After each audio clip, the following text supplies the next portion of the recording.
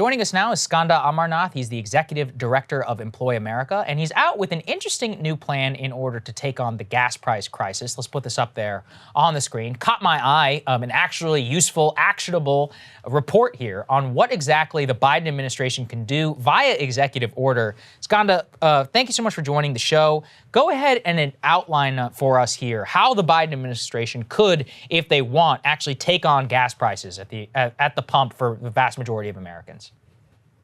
So thanks for having me on, Krystal and Saagar. The plan is threefold, right? So there is providing certainty about demand, providing certainty about financing, and providing certainty about supply chains. Now, I'm not going to say that the Biden administration has perfect authority in all these spaces, but they have authority that can move the needle. And right now, what we see is obviously a pretty big imbalance between supply and demand in sort of crude oil markets right now. Russian supply coming offline, as it is U.S. production was lagging after the COVID-19 crisis hit. So we have had U.S. production that hasn't really ramped up, and we need to provide more certainty about how we get investment and production to really ramp up for in the United States. Right now, there's been a lot of focus on all the things that the U.S. could do to lower gas prices that are kind of hitting at various sides of this, but not directly. And I would say if we actually were creating the sort of direction and incentive for investment to take place, that's one big part of the equation. We need a certain amount of oil for a certain amount of transportation demand to maintain a certain standard of living right now. Obviously, in the future, that can change. But to do that, we need demand certainty, which the SPR, the Strategic Petroleum Reserve, could provide through engaging in future purchases of oil, which is what really matters for producers. Providing certainty about financing. The Exchange Stabilization Fund can provide affordable and available financing, which is a big problem actually for the oil production. For oil producers in the United States have had trouble getting access to stable financing. And then the third part of this is about supply chains, because actually supply chains have also slowed down investment in the United States. We've seen that supply chains for fracking sand, for steel pipe, are also a big part of why we've seen a slow ramp up in U.S. investment. And that's why U.S. production is still below its peak that we saw before the COVID-19 pandemic hit in March 2020. So those are the three prongs of it. Yeah. So just to recap, the problem that we face now is basically that we have an industry that we want to produce more in the short term, even as we want them to produce less in the long term. So what you've come up with is a plan to basically like incentivize the short term production of oil without sacrificing our ability to sort of, pull back from fossil fuels in the long term. One of the responses to your idea that I saw, the thing I like about your idea is that I think it has some political possibility. None of the things that you've laid out, I'm being honest. None of the things that you laid out have this instant knee jerk, oh my God, that's socialism, or oh my God, it's horrible, or it's gonna destroy the planet, or it's kind of balanced in that way, and so potentially politically possible. But one response I saw to it came from Matt Bruenig at the People's Policy Project, and he basically says, with the right kinds of incentives, maybe the government could make the deal sweet enough to change the calculation of these investors in the short term. But why bother with that when the government could just buy out the industry and manage this process directly? Because you do have this weird landscape of short term we want more, long term we want less. Isn't the most ideal policy solution to basically just nationalize the oil industry and manage this process and its decline directly?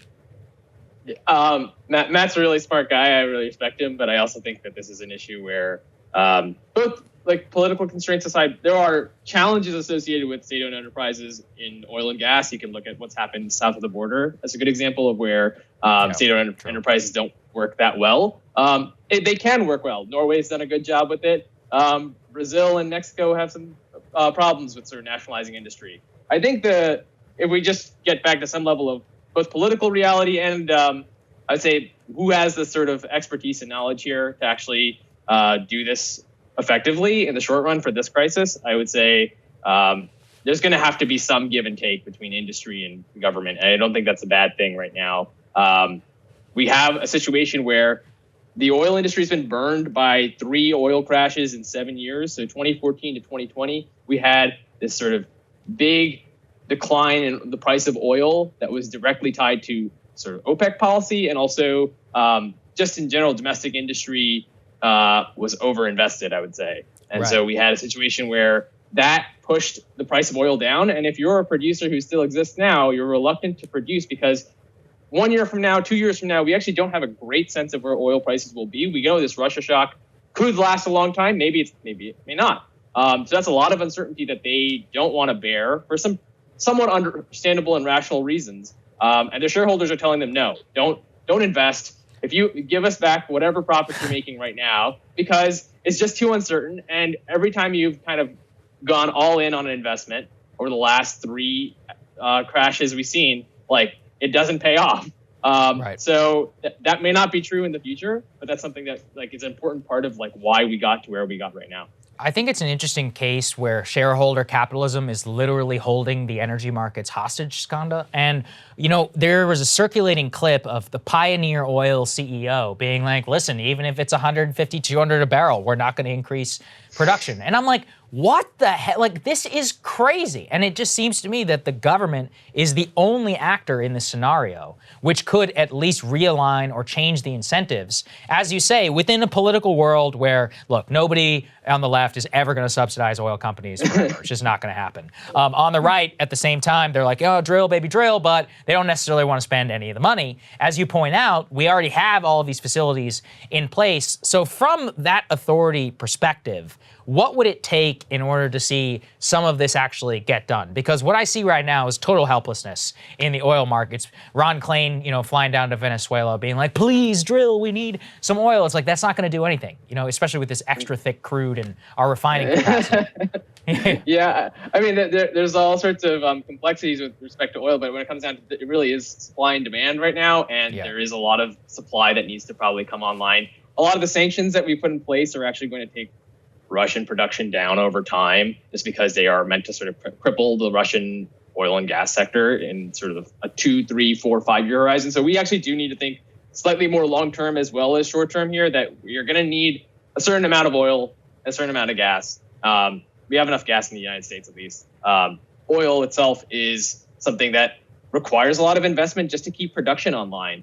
And we should be honest about that. And we should, obviously, we have like sort of bigger, longer term climate goals and environmental objectives, depending on where you sit on the political spectrum. But we shouldn't be removed from the reality that transportation in the United States depends a lot on crude oil. And how we're going to produce that is going to take an all of the above strategy. It's going to take, and the U.S. is like the biggest producer of oil and really does matter for how we're going to get back to balance there. That would be my main message here, at least. We're seeing crude oil inventories continue to go down. So there's clearly some demand outstripping supply, and we need to start thinking pretty creatively right now itself. Yeah, I mean, I don't want to hand wave away some of those concerns, though, because, I mean, one of the issues with this is that you do already have oil and gas companies making massive profits. So to say, like, oh, the American taxpayer should backstop them even further, that they should be subsidized even further, number one, that's a hard pill to swallow. Number two, you know, as I look at this, we are so vulnerable. Why? Because we are still so dependent on fossil fuels. And if, like, producing our, you know, drill baby drill was going to solve the problem, well, the problem would be solved because we've been pursuing that strategy for a long time. The issue is ultimately that we are still so dependent on fossil fuels, and, you know, environmentalist concerns aren't something to just like hand wave away. This is a dramatic problem that is causing massive crises in our country and around the globe right now. So what does the next phase look like where we, you know, are able to move off of these fossil fuels when you have these companies that are so incredibly powerful, and obviously their investors very much interested in making sure that that never ever happens? Yeah, I mean, it's an interesting thing you say about what do the shareholders and the companies actually want, and relative to the longer term objectives of getting off of fossil fuels, because they're not actually that misaligned in some ways. And so right now, oil producers are taking a sort of keep it in the ground strategy, right? They are like reluctant to invest, reluctant to truly ramp up production to meet current needs because they're worried about the transition over time, but also that they might just get burned by OPEC deciding to ramp up production. On the other side, for environmental objectives, look, I think electric vehicles, let's be honest about how quickly we can scale that up. But I do think if we look at like a 5-year time horizon or a 5-year to 10-year time horizon, the ability to shift off should be much better. I think that is technology why that is that almost just because of the technological development, or why? Well, there's technological development, but also we don't have right now. The battery supply chain is really it's a disaster. Screwed up. So it's kind of a disaster. So we don't have the production capacity right now to do that. But we can over time, and I think that it's important that we do so. I think that we have to be honest that there are real supply chain deficiencies, but also just only now is Ford and GM are they actually investing in the sort of like battery factories. You see these announcements that are happening across the country. It's going to take time for that to actually materialize to where we can actually produce cars and produce vehicles that are going to be able to shift off demand for motor fuel, which I think is something we all should be striving for in every single possible way, both the demand and the supply side. I think just given the scale of how much Russian crude matters to the market, to the global market, we should be looking at this on the supply and the demand side. Yeah, I really appreciate all sides analysis here, Skanda. I hope that somebody of influence will listen or read and possibly take notice. So we appreciate you joining us, man. Thank you. Thank you. Absolutely. Thank you guys so much for watching. We really appreciate it. Thank you all so much for your support at this crazy time. I mean, we were talking in our censorship block. We have no idea when the shoe will drop. It's very possible. I've never felt more vulnerable than currently. It's not like we're crazy conspiracy theorists. We just cover the news. And in that environment, the only people we can rely on are you. So thank you all very, very much for your support. Your premium members, you're the only people who give us the security to try and push it as far as we possibly can. And in the event that it does happen, we will ultimately be okay because of all of you. But it's a very scary time out there. There's not a lot of consideration being made as to how this is going to impact the news business. And a lot of people's lives are getting ruined in terms of what's being allowed to spread or what's not, what's being allowed to question. Even basic playing news clips, I think that's totally bonkers and crazy. Absolutely. So it's truly a hysterical environment right now, and you see the social media companies basically using that to engage in the agenda that they've been sort of pushing for a while. So thank you guys for always having our back, and we will see you back here tomorrow.